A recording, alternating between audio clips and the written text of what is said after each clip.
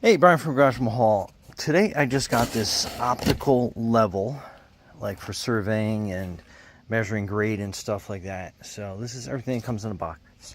So you have the tripod, you have the measuring tool, and then you have the auto level. So I'm going to go set this up, and then I'll go through step by step what I'm doing and how I'm going to be using it and for what. So stay tuned.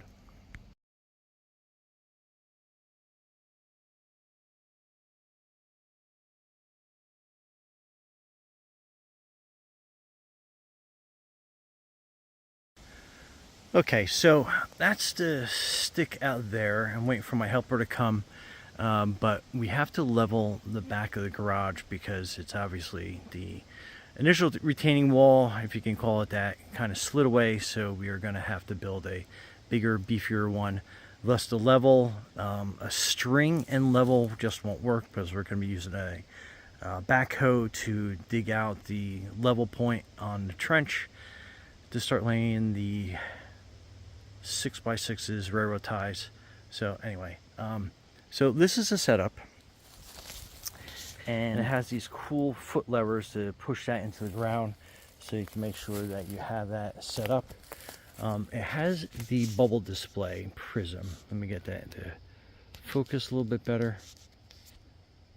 Okay, so, and you want to move that by these 3 dials on either side, so kind of give you an idea depending on how you move it. So that's out of center, and then again, sorry about the focus, but you get the general idea. So that is the actual bubble right there, and then that is the prism as soon as we get that back into focus. But I think that makes that a lot easier to navigate through. And again, focusing in, there we go. Okay, so that gives you a real good idea. The eyepiece, it does move back and forth, and that's what will enable you to properly see the crosshairs. I think you can kind of see it there. It looks a lot better. They're faint, but when you put your eye up to it, believe me, they are pretty pronounced, and you just basically kind of have to move this back and forth to get that to come up to where you need it. It's kind of like a secondary focal point. This is the main focus that you're going to be using to focus in on the measuring tool. That's, again, laying down until my partner comes out to give me a hand. She's actually feeding our grandson lunch, so she'll be out in a little bit.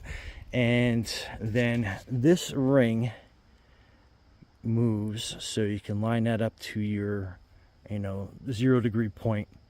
And then these levers on either side, knobs rather, they will move the scope for you in small increments.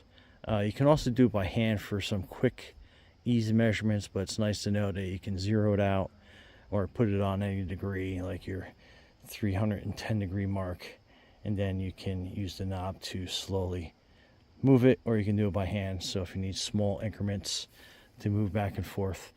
But that is kind of like it in a nutshell, and I wish I could really get a better focus on the eyepiece, because I know a lot of comments were that you can't see it, and again, I'm trying to get in there.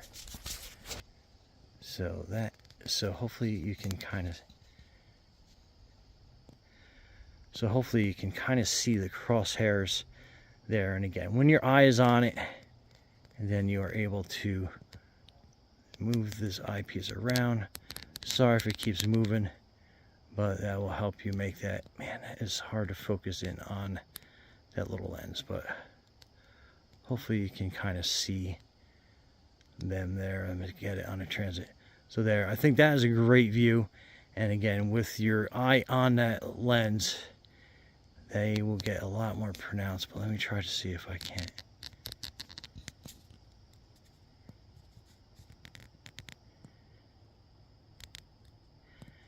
Okay, so I think it's a better